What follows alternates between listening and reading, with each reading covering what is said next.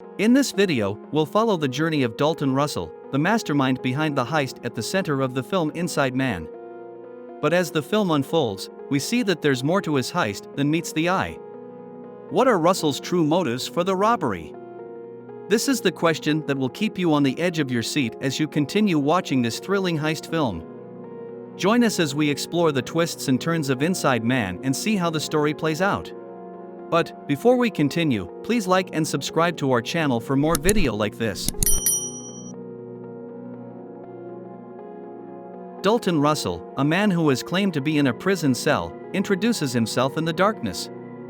He boasts about his perfect execution of a robbery at the Manhattan Trust Bank in New York. The bank is invaded by a group of robbers, all dressed in painters' coveralls, and they take hostages. During the robbery, a police officer notices the unusual activity at the bank and alerts the rest of the force. Detective Keith Frazier and Detective Mitchell are informed about the ongoing robbery at the Manhattan Trust Bank and are tasked with leading negotiations with the robbers. They arrive at the crime scene, where the police are setting up their operation, and are updated on the latest developments. Inside the bank, the robbers force the hostages to gather in the main hall, where they collect their keys and phones. One of the bank employees tries to hide his phone, but the leader of the robbers discovers it in his office and brutally beats him in front of the other hostages as a warning to comply with their orders. The hostages are then made to change into coveralls and masks similar to the robbers. The robbers also identify an elderly, sick man and send him outside the bank with a note warning the police to stay back. Arthur Case, the chairman of the board of directors of the Manhattan Trust Bank, contacts Madeline White, a fixer, and asks for her help with the ongoing robbery at his bank. He mentions a safety deposit box in the bank and implores Madeline to protect it at all costs, but does not disclose the contents of the box. The police continue their investigation and attempt to call the robbers, but no one answers the phone and the security footage does not reveal any useful information, as the robbers have disabled the cameras. After some time, the robbers send another hostage outside with a briefcase containing a note demanding that the police arrange 2 buses and a jet for them by 9 p.m. or else the hostages will face consequences. As the police discuss the situation, Arthur visits them and offers to help meet the robbers' demands, but Detective Keith Frazier refuses the offer and asks Arthur to leave. The police later receive another message from the robbers requesting food for the hostages. The police send in a recording device inside the pizza boxes and the bug captures a conversation in a foreign language. The police ask for the public's help in identifying the language, which turns out to be Albanian. Detective Keith Frazier brings in a woman to translate the conversation, but she reveals that it is simply a recording of a speech by a former Albanian president. Keith realizes that the robbers are trying to buy time but is still unable to figure out their plan. In the meantime, Dalton Russell accesses the safety deposit box labeled 392 and confiscates its contents. Madeline White arrives outside the bank and is introduced to Detective Keith Frazier, who includes her in the investigation. Keith calls inside the bank again and threatens Russell, stating that he will be in prison soon, but Russell confidently responds that he will walk out through the front door and there is nothing Keith can do to stop him. As time passes, the robbers divide the hostages into different rooms and keep shuffling them, while also incorporating their own team members among the hostages. They also continue working on their secret plan and keep digging the floor in the supply room of the bank. At Madeline's request, Detective Keith Frazier allows her to talk to the robbers, and she offers Russell a safe way out if he protects her interests. Russell invites Madeline inside the bank, where she offers him $2 million in exchange for protecting the contents of the box. Russell rejects the offer and reveals that he knows what is inside the box.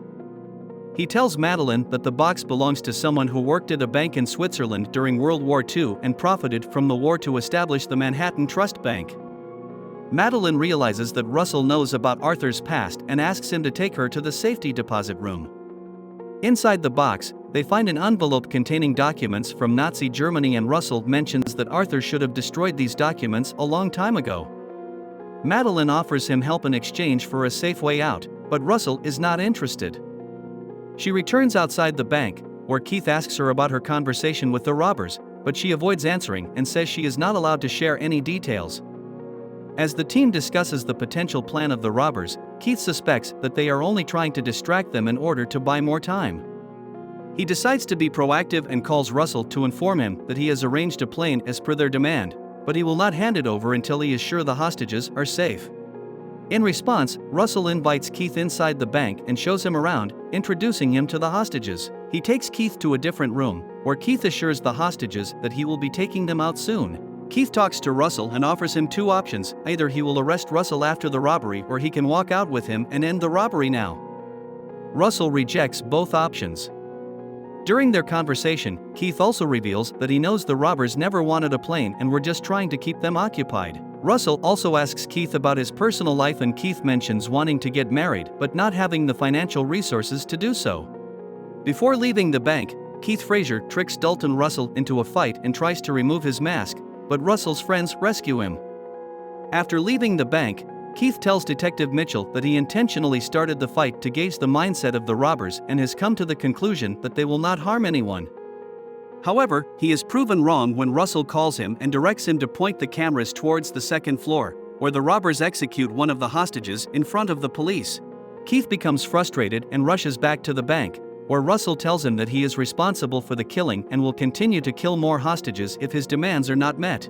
Keith's superior arrives and scolds him for being irresponsible, forcing him to step down from the case while the rest of the team plans their next move. The police decide to raid the bank and use rubber bullets to take down everyone until they can identify the robbers. Keith suspects that the robbers cannot just sit in the dark and must have a way of anticipating the police's next move. He searches the briefcase that the robbers sent earlier and discovers that they planted a listening device and were aware of every move the police made. Keith orders the team to abandon the plan, but they still decide to proceed with it. The robbers, who have heard about the raid, use smoke grenades and emerge from the bank with the hostages. The police surround them and Keith orders them to interrogate each person, as some of them may be the robbers. As the hostages are taken away, the police enter the bank and start searching for the loss. They look around the supply room but are surprised to find that the robbers did not touch the money. Keith recovers the hostages' cell phones but is confused as he cannot understand the purpose of the robbery if the robbers did not steal anything from the bank. The team also finds artificial guns and props, realizing that the robbers had no plan to harm anyone and faked the execution as a threat. On Keith's orders, the police investigate each of the hostages but are unable to suspect any of them to be the robbers. Keith meets with his senior and informs him of the details of the case, stating that none of the hostages were found to be involved as they all witnessed each other. As there are no clues and no evidence of the robbery, Keith is asked to close the case due to the lack of evidence. Keith agrees but continues his search for the truth. He studies the bank records and finds that the safety deposit box labeled 392 is not mentioned anywhere, so he asks Detective Mitchell to assist him in running a background check. He also meets with Madeline and confronts her about the case, pulling out a recording he made earlier in which Madeline threatened him to cooperate with her. Madeline tells Keith about Arthur's dealings with the Nazis but asks him to keep it confidential if he doesn't want to lose his job. Madeline later meets with Arthur and tells him that Keith is not ready to give up on the case. Arthur asks Madeline about the envelope, but she tells him that the gang leader has it and may be planning to use it against him in the future. During their conversation, Madeline mentions that the robbers did not take any money from the bank, but she is sure they were after the contents of the box, which she suspects must be more valuable. Arthur admitted that the box contained loose diamonds, as well as a ring that had belonged to the wife of his Jewish friend. He revealed that he had betrayed his friend to the Nazis in exchange for a large sum of money. She discovers information about his crimes but has promised to keep it to herself as part of their agreement. Russell starts speaking again, pretending to be locked up in a cell. However, he is really concealed behind a fake wall in the supply room of the bank that his fellow robbers constructed during the heist. He pulls out the diamonds that he stole from the safe and emerges from his secret location a week later. Russell's team, which includes some of the hostages that the police have not been able to identify, waits for him outside the bank. They see Keith and Mitchell entering the bank and inform Russell, but he reassures them that he will make it out safely. Disguised in a different outfit, he walks out of the bank and bumps into Keith, who is just entering. However, Keith does not recognize him. Russell reunites with his team, who warmly greet him and celebrate their success. Meanwhile, Keith, who has obtained search warrants, asks the authorities to take him to safety deposit box 392. Inside, he finds a diamond ring with a note that reads "Follow the ring."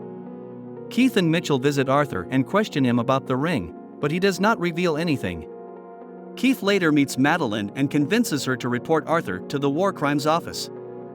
At home, Keith discovers a diamond in his pocket and realizes that Russell placed it there when they bumped into each other at the entrance. He also remembers Russell saying that he would walk out the front door right in front of them and smiles in admiration. The end. Hope you enjoy this video. Please subscribe to our channel for more video like this.